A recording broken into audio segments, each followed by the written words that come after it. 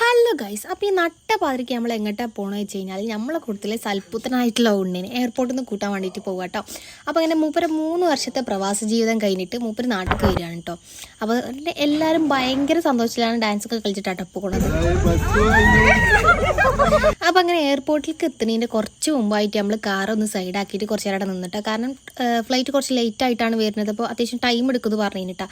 പക്ഷേ അവിടെ നമ്മൾ കുറച്ച് നേരം നിന്നപ്പോൾ തന്നെ മൂപ്പരുണ്ട് വിളിക്കണം, ഞങ്ങളിവിടെ വന്നിക്കണം, ഇവിടെ ഒന്ന് ഇറങ്ങിക്കണം, നിങ്ങൾ എന്താ വരാത്തതെന്നിട്ട് വെച്ചിട്ടാ.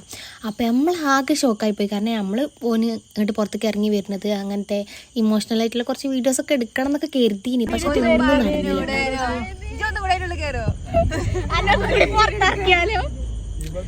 അതുകൊണ്ട് തന്നെയല്ല മൂപ്പരോടുള്ള കുറേ പരാതിർച്ചിലാട്ടെ ഞങ്ങൾ കുറേ പറഞ്ഞു, ഞങ്ങൾ റിയാക്ഷൻ വീഡിയോസ് എടുക്കേണ്ടീനി, അങ്ങനെ കരുതിയിനി, അതിന് വേണ്ടിയിട്ട് ഞങ്ങൾ എല്ലാവരും കൂടെ പോകുന്നതെന്നൊക്കെ പറഞ്ഞിട്ട് ഞങ്ങൾ ഇത്രയും കെട്ടിയിറക്കി പോകുന്നത്.